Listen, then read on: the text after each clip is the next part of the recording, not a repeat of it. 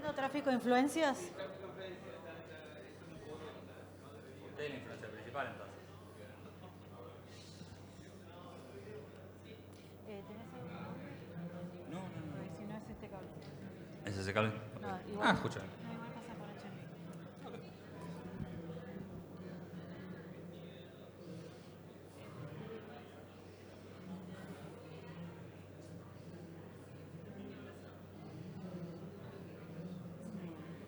Mucho éxito.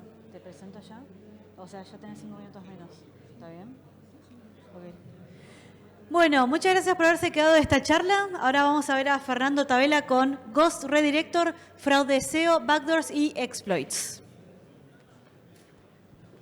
Buenísimo. Muchas gracias, Gaby. ¿Qué tal? Buenos días, ¿cómo están? Gracias por venir a mi charla de Ghost Redirector, fraude SEO, backdoor y exploits.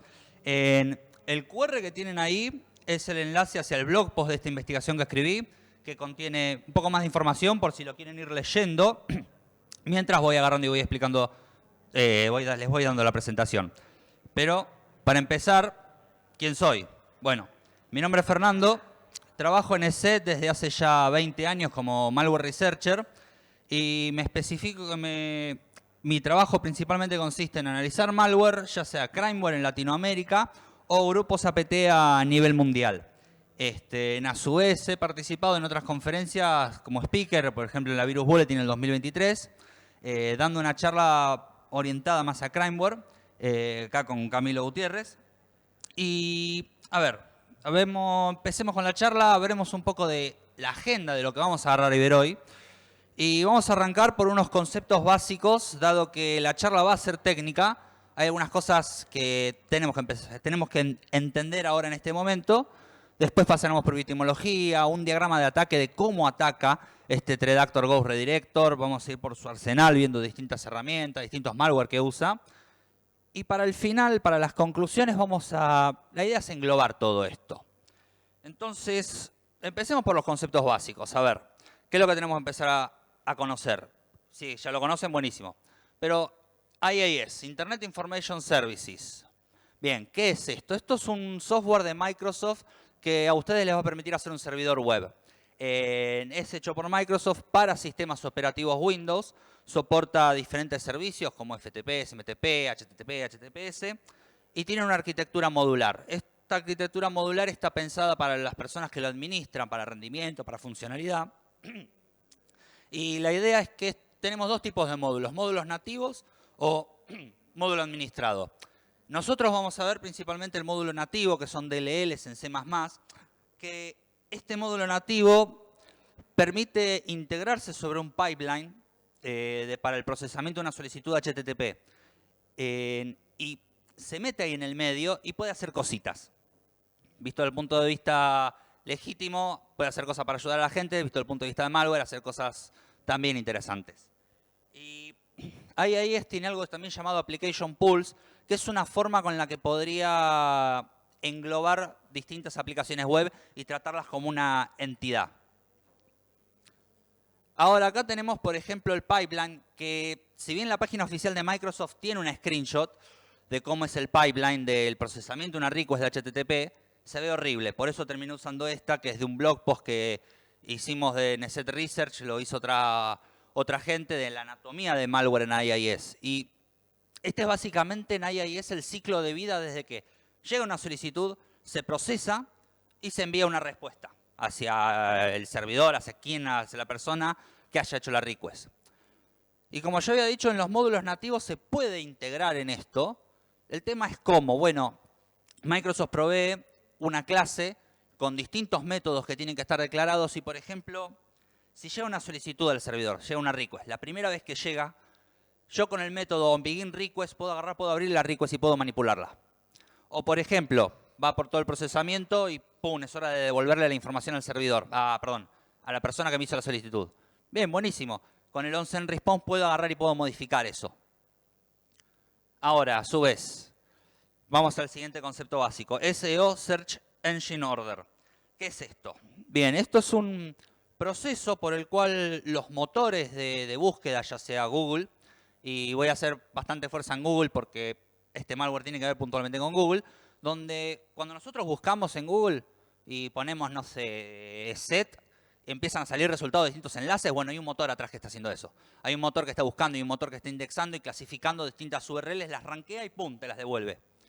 Ahora, ¿qué pasa si un malware se mete en un servidor, recibe esta respuesta que va a venir del motor de Google y le modifica? Le modifica para que te devuelva otra cosa, te devuelva algo que el servidor no debería, algo no esperado. Ahí es donde sucede un fraude SEO. Que por un lado uno puede decir, ok, estás dañando la reputación del servidor, del sitio web. Ok, sí, es verdad. Pero más importante, mejora el posicionamiento de una página que no es de interés. Por ejemplo, podría mejorar el posicionamiento de un sitio web de apuestas que es ilegal y otras cosas. Entonces, vamos a ver un poco este esquema del fraude del SEO. Llega la request de Googlebot, cae el servidor comprometido. El servidor comprometido manda otra solicitud a su servidor de comando y control. Perdón, el malware que está dentro del servidor comprometido es el que hace eso. El servidor en sí responde. El malware obtiene esta respuesta y el malware ahí tiene básicamente dos caminos.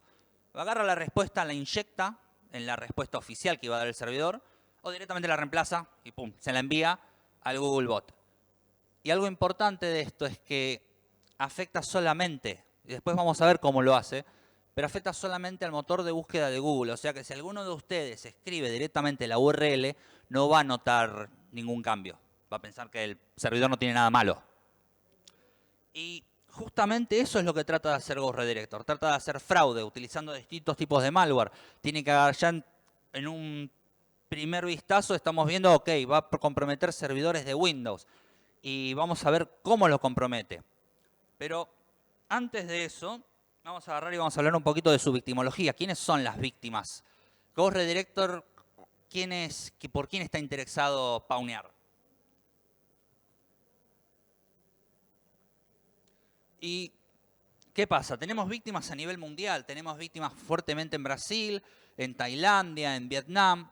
Aunque a su vez hemos visto víctimas en las Filipinas, India, Finlandia, Países Bajos, Portugal, Canadá o Estados Unidos. Y dejo Estados Unidos para lo último, porque hemos visto que en muchos casos las víctimas acá son servidores físicos, pero que los sitios web estaban en portugués o en vietnamita. Entonces, probablemente, puede ser, que de aplicaciones, empresas de esos países contratan los servidores en Estados Unidos. ¿Cuántas víctimas hemos llegado a ver? Bueno, hemos llegado a ver más de 65 víctimas a nivel mundial. Cada víctima es un servidor en distintas verticales como transporte, salud, educación, retail, venta minorista. Aunque también hemos visto en la parte de tecnología o en la parte también de aseguradoras. Ahora, tenemos las víctimas. Ya sabemos eso. Bien, perfecto. ¿Cómo las compromete? ¿Cómo Ghost Redirector gana el acceso a estas víctimas y les tira después su batería de malware? Y todo eso empieza con un operador diciendo, bueno, voy a comprometer un Windows Server. Y en base a nuestra telemetría hemos visto que muchos de estos casos han pasado por la explotación de una vulnerabilidad de SQL Injection en el sitio web. Básicamente SQL Injection agarrás, podés poner en un input del sitio web una sintaxis SQL, esa sintaxis, ese input está mal sanitizado, agarra el stream, llega a la consulta SQL, pum, rompe la sintaxis, puedes hacer bastantes cosas interesantes dentro del servidor. En este caso, ellos explotan esa vulnerabilidad y buscan ejecutar comandos de PowerShell. Y esos comandos de PowerShell van a agarrar y van a tratar de comunicarse con un sitio malicioso que tiene una batería de malwares para agarrar y descargarlos. ¿Qué tipos de malware tiene? Bueno, tiene por un lado ejecutables o DLLs. Dentro de los ejecutables los podemos clasificar en dos categorías. Por un lado, ejecutables que van a crear un usuario malicioso o por otro lado, malware que van a instalar web shells dentro del servidor. Entonces, tendríamos como dos formas de tratar de mantener la persistencia, tratar de mantener el acceso sobre el server. No sé si se parchea esa vulnerabilidad o si entraron por otro tipo de explotación, eso se parchea, bueno, está bien, tengo el backdoor que dejo un usuario ahí y el servidor tiene el protocolo RDP abierto, bien, puedo entrar por ahí. Eso se cayó, bien, perfecto, tengo una web shell. Ok, eso también se cayó, bueno. Dentro de la parte de las DLLs maliciosas, Ghost Redirector tiene Rungan, que es un backdoor y Gamgen, que es un módulo nativo de IIS. Que ese lo vamos a dejar para el último, pero Rungan actúa como backdoor y el operador a su vez también, tal caso, agarra y se comunica desde ahí.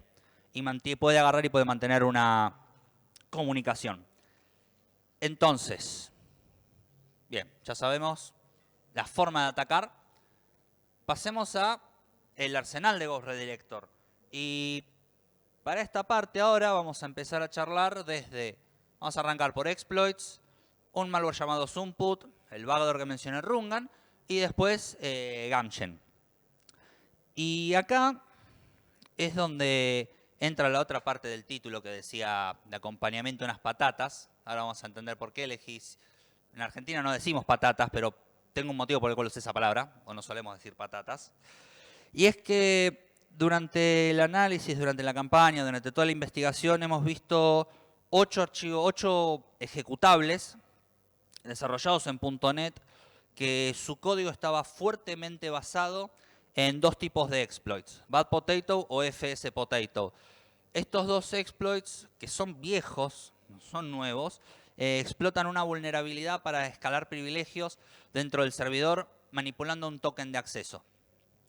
Un token de acceso para los que no conozcan un token de acceso en Windows, pueden pensar como algo similar a un token de sesión en una aplicación web o, por ejemplo, cuando yo ejecuto un programa en Windows, ese proceso que está corriendo, ese proceso corrió porque lo ejecutó un usuario. O sea, tiene un nivel de seguridad, digamos, una capa, y ahí es donde tiene su token para poder hacer ciertas cosas.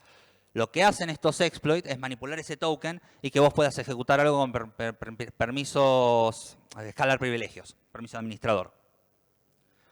Hemos visto que estos malware también estaban ofuscados con una herramienta llamada .NET Reactor, que .NET Reactor es una herramienta, la verdad, bastante compleja porque permite cifrados de string, permite aplicar control flow flattening para ofuscar, permite renombrar todas las variables, los métodos, las clases, permitía también, como se dice, en ocultar llamadas a los métodos, o sea que vos tenés en tu archivo .NET, tenés el método y a lo mejor no tenés el código.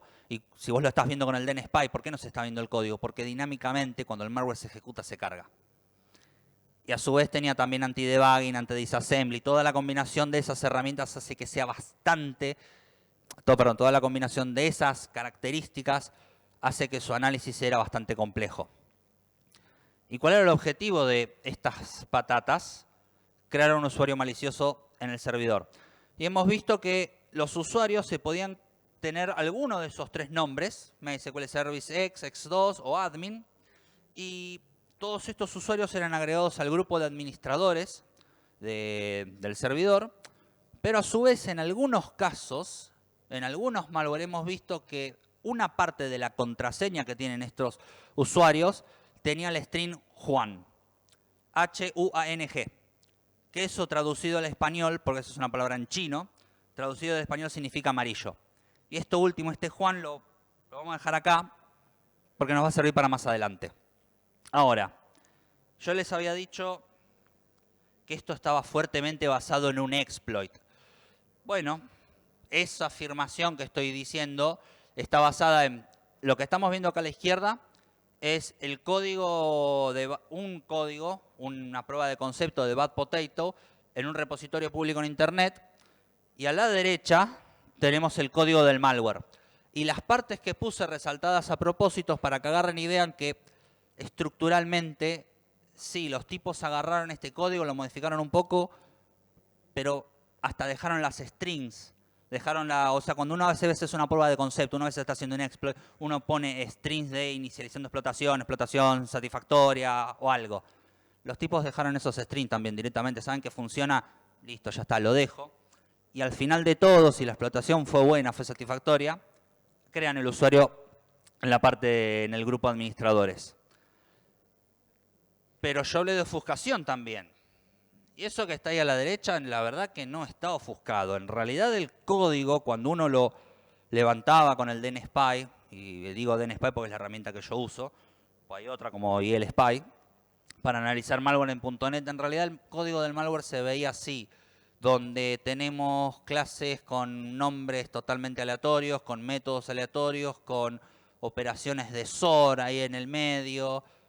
En otros casos, porque acá no hay control flow flattening, pero en otros casos sí lo había, uno llega y se topa con esto y capaz decís, bueno, ok, voy a tratar de hacerlo dinámicamente, y lo haces dinámicamente y tiene anti-debugging, y DNSPy en eso para hackearse no es el mejor del mundo, hay que hacer algunas cosas, pero ok, hay muchos, a lo que quiero ir con esto es que hay muchos de esos ofuscadores en internet que uno puede agarrar, probar, combinarlos, para tratar de ver el código que yo les mostraba anteriormente, para poder llegar a ese código, un código más legible. Y algo último de estos malware es que estos malware estaban firmados digitalmente con un certificado emitido por una empresa china, otro dato, que se llama TrustAsia. Y si bien sabemos que usaron este certificado para agarrar y firmar los malware, sí, lo que no estamos seguros es cómo obtuvieron el certificado. O sea, si lo hicieron ellos, si lo robaron de alguna empresa. Pero tenemos este segundo dato de la segunda vez que menciono China. Ahora, hasta acá llegamos con la parte de los exploits. Ahora vamos a agarrar y vamos a pasar a Zomput. Que Zomput es otro malware desarrollado en .NET. Es otro que está firmado digitalmente con el mismo certificado que acabo de mencionar. Y la idea de Zomput, ¿cuál es la finalidad de este malware? Era agarrar y recolectar información de los sitios web del servidor. Como por ejemplo el nombre del sitio web, la ruta donde está instalado el sitio web, cómo está bindeado con la URL, con la IP del sitio web. Todo un montón de esos datos. Todos esos datos los agarra, los recolecta y los guarda en un archivo de log. Y lo deja ahí el archivo de log. Que esto también a su vez es un poco raro en el mundo del malware, porque cuando vos haces recolección de información, se la mandás al C2, se la mandás a alguien. Y en este caso iban, dejaban ese archivo de log en la misma ruta donde se ejecuta Zomput y queda ahí. A ver, si tienen web shells, pueden exfiltrar ese archivo. Si está Runcan también instalado en el servidor, hay formas de que ese archivo lo puedan llegar a extraer. Pero por lo menos en mi experiencia, cuando crean un archivo con información básica del servidor o de la víctima, lo tratan de agarrar y de filtrar. Y un dato curioso de Zomput es que solamente en los sitios web que están activos es donde instala las web shells. Y estas web shells que son instaladas, los nombres y las extensiones de las web shells estaban embebidos, hardcodeados en una lista en Zomput. Las web shells también estaban embebidas en los recursos de Zomput sin cifrar. Y a su vez un dato curioso es que cuando la web shell es creada en el servidor, como otros archivos de Windows que se crean, tiene tres fechas. Fecha de creación, fecha de modificación y fecha de último acceso. Esa fecha, para llenar ese campo, esa fecha, lo que hace Zomput es agarrar la fecha de otro archivo que esté en esa misma ruta, en ese mismo directorio, agarra la fecha y se la pone. Y eso tiene bastante sentido, porque si yo soy el administrador web, me meto a la carpeta donde tengo la carpeta de mi sitio web y empiezo a ver los distintos archivos y todos tienen fecha del 2017. Y de la nada veo uno de 2025. A ver, ¿qué pasó acá? Es como una forma de tratar de evadir o de pasar desapercibido entre todo lo que hay ahí. Ahora el tema, y para algo último es que estas web shell podían ser en PHP, ASP o JS. Ahora yo mencioné sitios activos. ¿Cómo hace Zomput para saber si yo tengo en mi servidor 5 sitios web? ¿Cómo hace para saber cuál está activo o cuál no? Y ahí es donde entra en juego, si vemos un poco el código, la parte que yo mencioné al principio de Application Pools.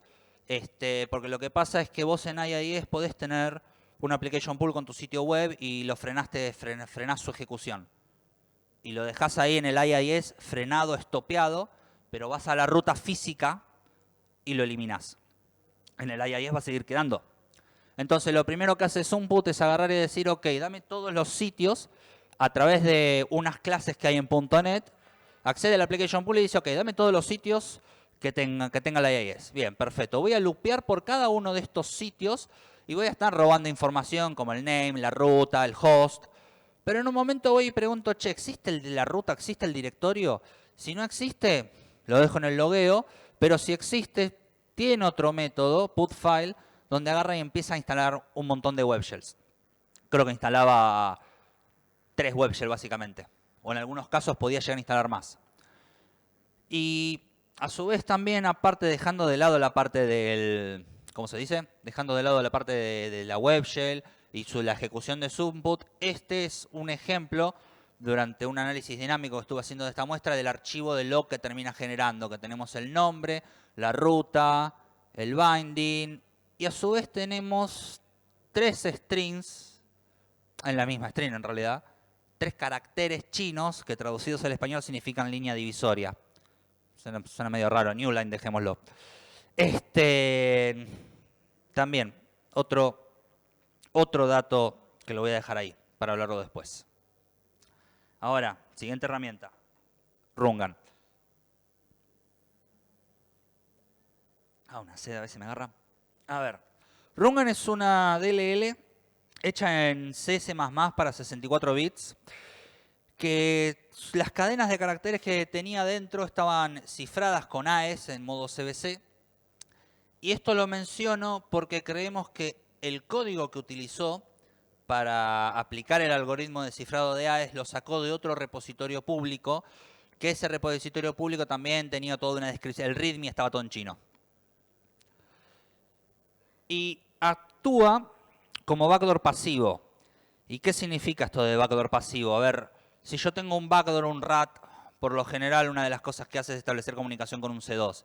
En este caso un backdoor pasivo no. El backdoor pasivo se queda lupeando, o sea, agarra, corre, está en ejecución, queda en ejecución y queda esperando que el operador agarre y diga, bueno, ok, yo voy y me conecto.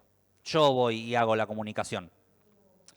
Ahora, el backdoor este funcionaba con el protocolo HTTP, pero el tema es cómo hace eso. Cómo es que el operador agarra y le hace una request a este backdoor, en este servidor de Windows, y el backdoor puede agarrar y puede responder.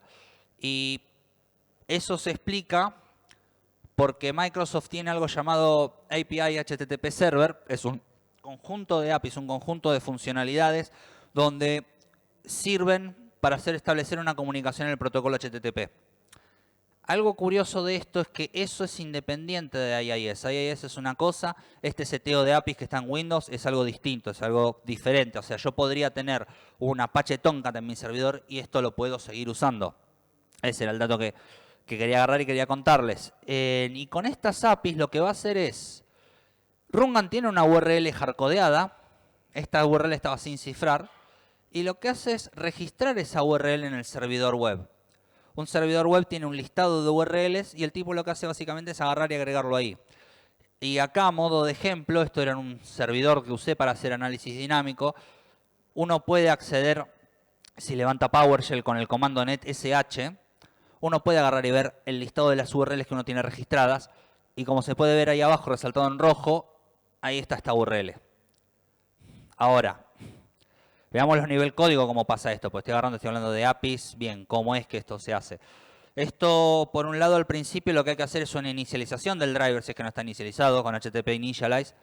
Hay que acceder a este listado de URLs que les acabo de mencionar, esta cola de URLs, con HTTP Create HTTP Handle. Y si todo eso funciona, todo eso está bien, recién ahí con HTTP Add URL, en ese momento se produce la registración de la URL, para que se vea como lo mostré antes. Si eso funciona, si eso está bien, no hubo problemas, Rungan ahí empieza a actuar de forma pasiva, queda lupeando, tiene un set de whiles ahí para agarrar y girar, girar, girar, girar, y espera que llegue una request que matche con la URL. Cuando llega, lo puede cachear, la puede agarrar, la puede atrapar, y empieza a hacer un chequeo de la URL si la URL tiene ciertos parámetros que están hardcodeados en el malware. Y si esos parámetros se cumplen, significa que la request llega bien, como lo espera, y puede empezar a hacer acciones, lee del body y también de otro parámetro en la URL, la acción maliciosa que el operador quiere agarrar y hacer. Y la pregunta es, ok, ¿qué capacidades tiene Rungan? ¿Qué es lo que puede hacer en el servidor de una víctima? Por un lado puede crear un usuario en el grupo de administradores si lo desea. Puede listar el contenido de una carpeta puede registrar otra URL que va a tener este mismo comportamiento, va a estar actuando así como un listener, se va a quedar a la escucha, lupeando, lupeando, lupeando. O puede ejecutar comandos en el servidor. Y para esta parte dinámica, para esta parte, les quiero mostrar también cómo es que Rungan, cómo se le envía una request a Rungan y cómo es que Agarre responde. Y si bien hay algunas cosas que Agarre tapé, puntualmente hay un... Rungan lee en la URL un parámetro llamado action, y si ese action es del tipo cmd, va a leer el contenido del body. Y en el body está la acción que va a querer ejecutar. En este caso, en este ejemplo que puse solamente un dir de la carpeta public dentro de user, va, lo lee. O, por ejemplo, puede agarrar, como dije antes, va y crea usuarios. ¿Cómo lo hace? Bueno, en el body de la request tiene que venir el usuario, la password y el group name que desee. Y si eso está bien, la respuesta que da Rungan es success y se pudo crear este backdoor.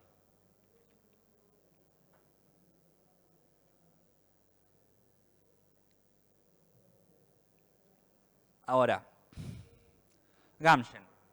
Gamgen es una DLL también en C++, que la hemos visto en 64 bits o la hemos visto también en 32 bits. Es una DLL que este es el módulo nativo de IIS. Y el objetivo principal de este malware es hacer el fraude SEO, interceptar las solicitudes que le lleguen al servidor que provengan del bot de Google, y va a agarrar y les va a modificar la respuesta que va a dar el servidor por una que Rungan desea, que Rungan quiera, porque le hace una solicitud al C2 y ahí es donde obtiene la información. Ahora, el tema es, como ya dije, esto solamente afecta al bot de Google, un usuario normal que entra no va a haber diferencia. Pero el tema es cómo hace Rungan esto, perdón, Gamgen. ¿Cómo hace Gamgen esto? Y básicamente cuando llega una request al servidor infectado, tiene su lógica en el método que mencioné antes de IIS onBeginRequest, y va a empezar a ver una serie de cosas. Primero se fija en los header HTTP, si el user agent es Googlebot o si en el HTTP header el referer es google.com. Primera validación. Segunda validación, que la request no sea el tipo post, o sea, está buscando que sean gets. Después, que la request que llega no sea una imagen, un estilo JPG, CSS, un archivo JS, porque ese tipo de archivos a lo mejor son estilos, es para la interfaz de la página web. Y si altera eso, podría llegar a romper la interfaz gráfica y eso no le interesa a Gamgen eso. No va a romper, no quiere romper la parte gráfica del sitio cuando da la respuesta. Y que la URL, la que llega al servidor, contenga el string Android o que esa URL coincida con alguna de las siguientes expresiones regulares. Y acá solamente puse 2 expresiones regulares de ejemplo. En realidad, si bien en el blog post tienen muchas, creo que en total son 6 o 7 distintas expresiones regulares. Y a su vez hay algo que también, ¿no? Pues estoy viendo en la expresión regular Android, Play, Article, Detail, iOS. O sea, que está tratando de ver algo relacionado con la parte mobile, con si la consulta fuera hecha por un celular. Ahora, llegó la request, macheó con todos estos parámetros. Bien, llega, se da cuenta que la request viene de Googlebot. ¿Qué hace? Bueno, hay que agarrar y hay que hacer el fraude. Tiene que agarrar y tiene que hacer el fraude, tiene que agarrar y tiene que modificar. Y para eso tiene que modificar la respuesta. Para eso va y hace una request a un servidor de CNC que lo tiene hardcodeado. En una de las muestras que analizamos tenemos acá el dominio de ejemplo y el user agent. Sobre ese dominio, Gamgen va y le hace la request. Y lo que devuelva el servidor de comando y control, que lo devolvía en formato base 64, Gamgen lo que hace es desencodear eso. Y la respuesta del CNC agarra y le inyecta en la respuesta legítima que iba a agarrar y iba a dar el servidor. Ahora, ¿cómo hace eso? Bueno, la lógica está metida en el método onSendResponse de la IIS. A ver, ahora acá hay un temita. Porque durante la investigación tratamos de hacer solicitudes al dominio, tratamos de averiguar qué contenía el dominio del C2, el dominio de comando y control, y no encontramos nada.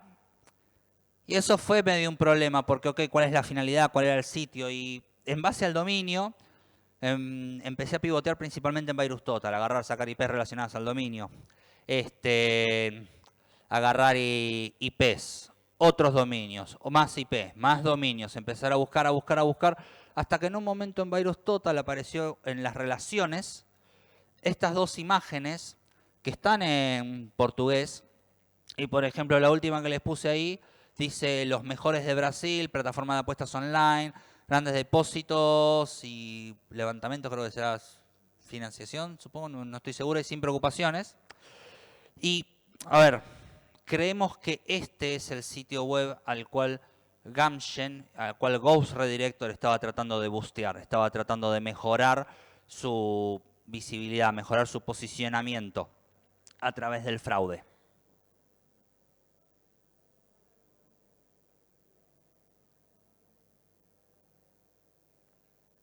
Entonces, charlamos de malware, charlamos de victimología, charlamos de cómo atacan. ¿Quién es Ghost Redirector? Y eso es la idea de la conclusión esta. ¿Quién es este threat actor? Y es un threat actor que hace fraude SEO para obtener un rédito financiero, pues nada es gratis en la vida, mejorando el posicionamiento de un sitio web de interés para ellos, principalmente. Yo les había mencionado que había un certificado digital con el que firmaban las muestras. Bueno, ese certificado, buscando otros malware firmados con ese certificado, encontramos malwares que fueron subidos a VirusTotal en agosto de 2024. Y nosotros empezamos a ver a Ghost Redirector, la actividad de Ghost Redirector en 2025 fue en abril. Entonces, en base a eso, en base a estos malware que fueron subidos a BT, creemos que está activo por lo menos desde agosto de 2024. Tiene víctimas a nivel mundial, básicamente. Ataca en base al sitio, ataca en base a los servidores de Windows que tengan alguna vulnerabilidad o que tengan una vulnerabilidad en el sitio web propiamente dicho, hay una vulnerabilidad en el servidor y en diferentes verticales. Porque como digo, el fraude es un fraude SEO. Acá la motivación es agarrar un sitio web y bustearlo, mejorar su ranqueo, mejorar su posicionamiento. Utiliza exploits que son conocidos, porque la verdad es que Bad Potato, FS Potato, toda esa camada de exploits para elevar privilegios son conocidas. No es nueva, pero se ve que le funciona. Malware firmados digitalmente también. Y para la última parte, a ver, mencioné contraseñas que tienen un carácter en chino, Juan. Tenemos strings dentro del malware que están en chino y en algunas de estas strings estaban en los comentarios del malware. Y después tenemos malware firmado con un certificado digital de una empresa china. Entonces, posiblemente, este threat actor, Ghost Redirector, esté alineado con China. A su vez, Ghost Redirector no es un caso aislado, porque, por ejemplo, en septiembre de 2024, Cisco Talos documentó otro threat actor que también hace fraude SEO, también alineado con China, llamado Dragon Rank. Entonces, está apareciendo threat actors haciendo esto. Y, bien, pasamos por todo el paneo y básicamente esto fue Ghost Redirector para Windows 64 o Windows 32 bit. Para más información les dejo el QR de nuevo del blog post de la investigación, que hay más información de toda la campaña, operación. Y abajo también ahí tienen mi Twitter. Y gracias. ¿Hay espacio para una pregunta?